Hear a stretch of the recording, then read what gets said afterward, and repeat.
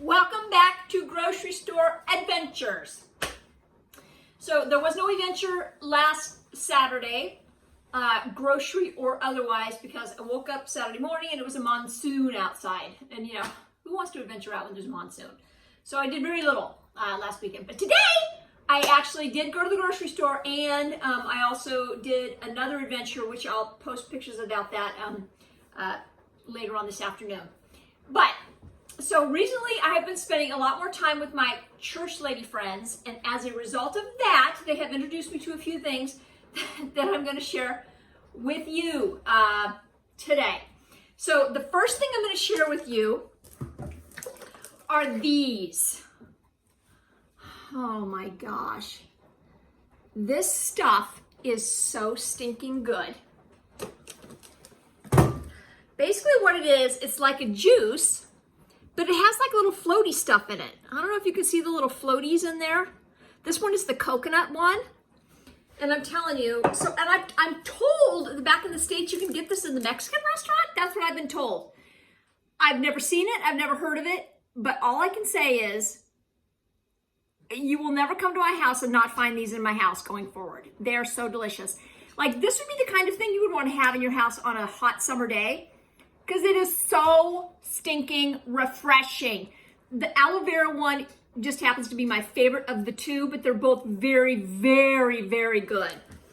So, and anyway, so here's what it looks like. It has like little floaty bits in it. So it says, pure premium with young coconut juice and chewy coconut jelly. Okay. It sounds gross, I know. This one doesn't say the same, but I'm sure it's the same thing. It doesn't say that it has little bits of jelly, but it does. It totally does. It has the same like stuff. So when they brought this in, when I was out to dinner, I'm like, ooh, that's gross. Only give me like this little bit. And then I ended up drinking not only the glass full, but like 4 glassfuls, and they just gave me the rest of the bottle to take home because it was so, so good. So it's just, you know what it tastes like? It tastes like, you know those they're called Outburst bars? What are those, you know, those fruit frozen things? It's not called Outburst, is it? You know what I'm talking about. So you go and there's like in the freezer section, they're like little fruit bars. It kind of tastes like that in juice form. It's so good.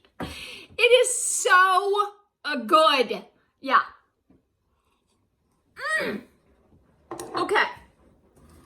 Again, if any of you come to visit me, there will be this in my house for you to enjoy. All right. So the second thing I'm going to share with you is a thing called a Swede. It's called a Swede. And it looks like this. And I'm told that it's kind of like a rutabaga, but not. Anyway, you can eat it raw. So here's one raw. And it kind of is like, has the taste and consistency of a like a jicama. Yeah, it's kind of like a jicama. But when you cook it up, it turns an orangey color like butternut squash. So now,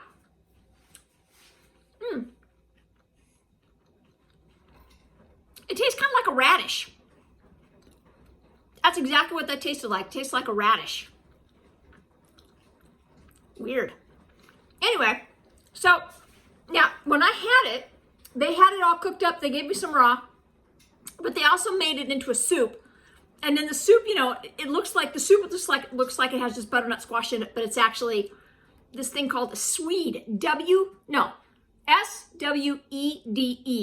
A Swede. That's what it's called. So what I did is I took one because I wanted to, you know, get one for you to eat.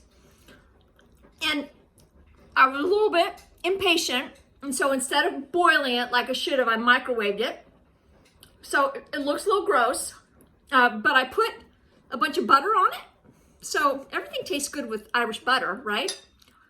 Anyway, so here's what a Swede looks like microwaved, which I do not recommend Going forward, I'm dropping butter all over the place.